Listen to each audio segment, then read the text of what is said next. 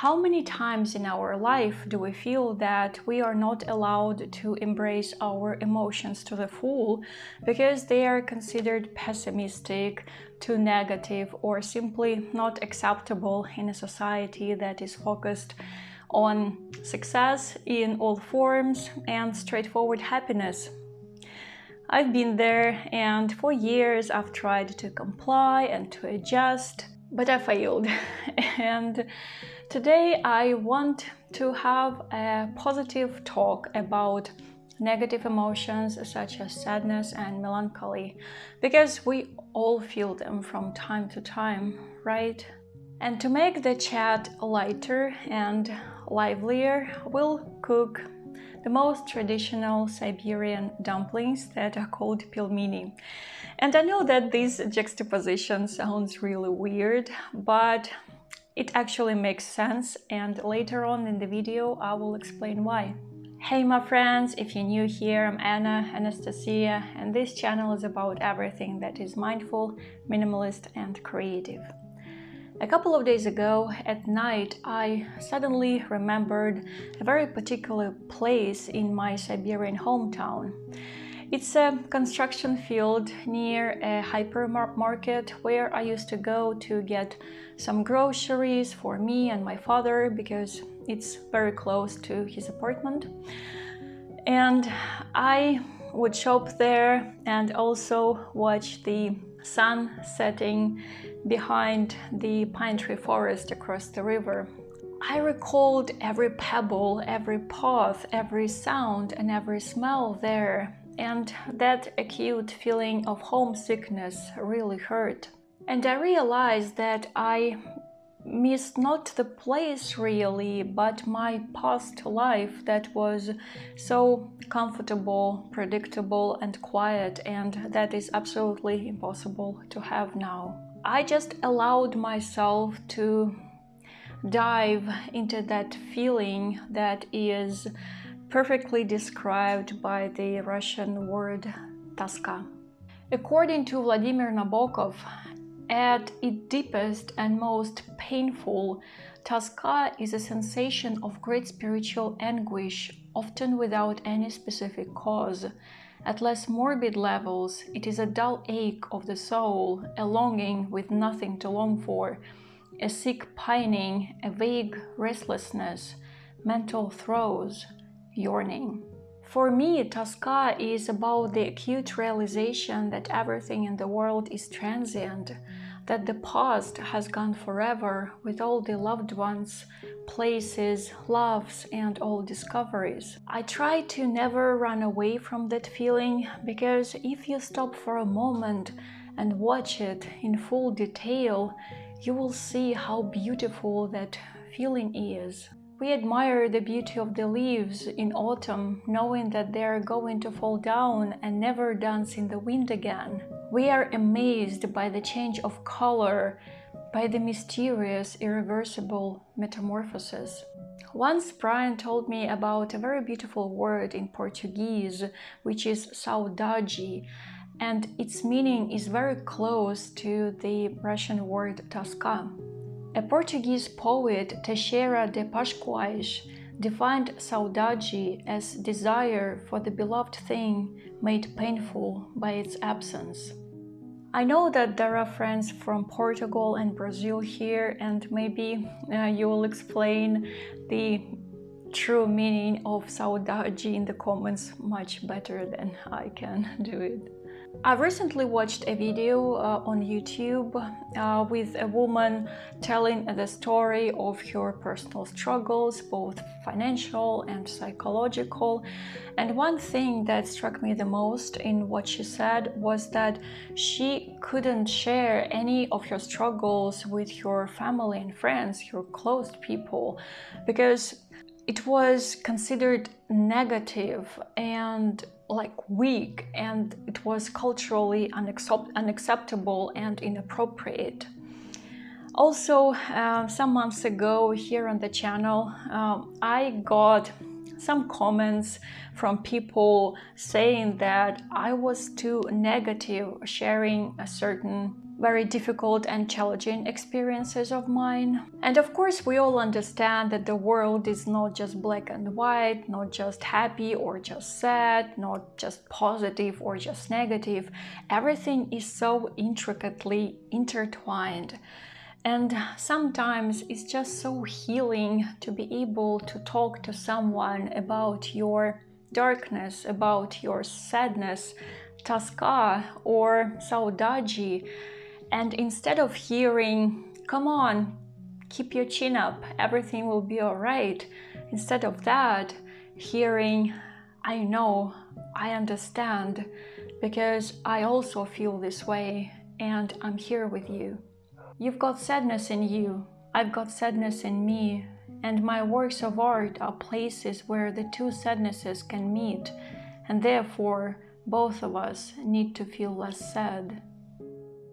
When feeling sad and melancholic, I long for something that can ground me in the moment, and oftentimes food is the best solution ever, like comfort food that I used to eat as a child when I felt protected, happy and excited to live actually. We all miss that childhood feeling, right? And of course, like, it doesn't go away completely, but on certain days we just need some extra boost. And for today's video, I decided to cook the most traditional Siberian staple food, which is Siberian dumplings, Pelmeni, but a veganized version of it. The overall philosophy of a dumpling is about simplicity, coziness, and wholeness. And the perfect combination, the perfect union of two beginnings, the wrap and the filling, in a way reminds of us humans with our body and our soul becoming something one, something whole in a way. And it's also a dish that unites people and families. When I was little, we would have a special weekend day for making and freezing dumplings. My father would mince the meat, mom would make dough, and I would roll, wrap, and pinch. And it's such a special form of domestic magic for me. And you don't need any whimsical equipment or special skills, because everyone can make dumplings, especially when they are as minimalistic and simple as Siberian pelmeni.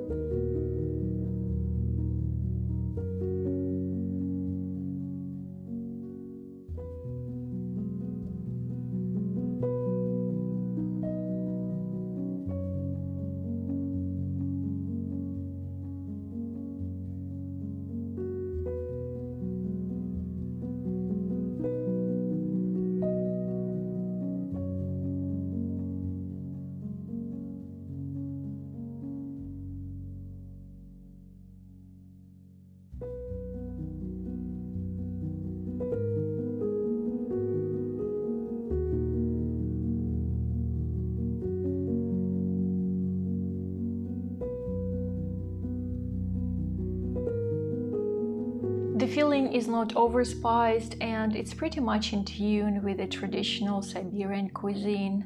Black pepper and the sauce add so much taste, and I recommend that you try using it.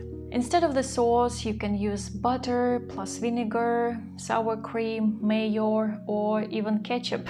You can also boil the dumplings in stock and serve as a dumpling soup sprinkled with chopped fresh dill. It's such a hearty and simple dish to make and enjoy on a day when you need an emotional hug. Were it possible for us to see further than our knowledge reaches, and yet a little way beyond the outworks of our divinings, perhaps we would endure our sadness with greater confidence than our joys. For they are the moments when something new has entered into us, something unknown. Our feelings grow mute in shy perplexity. Everything in us withdraws as stillness comes, and then you, which no one knows, stands in the midst of it and is silent. This is it for today, my friends. Thank you so much for watching the video till the end. I hope you enjoyed it. And as usual, please feel free to share in the comments whether you let yourself feel sadness, what you think about the negative emotions, bias, and whether you love dumplings or not. Because after all, the high and the low, the philosophical thoughts and the most mundane meal often sit at a table of our life together, side by side. And for now, be safe and keep your heart open, and I hope to see you soon. Пока-пока.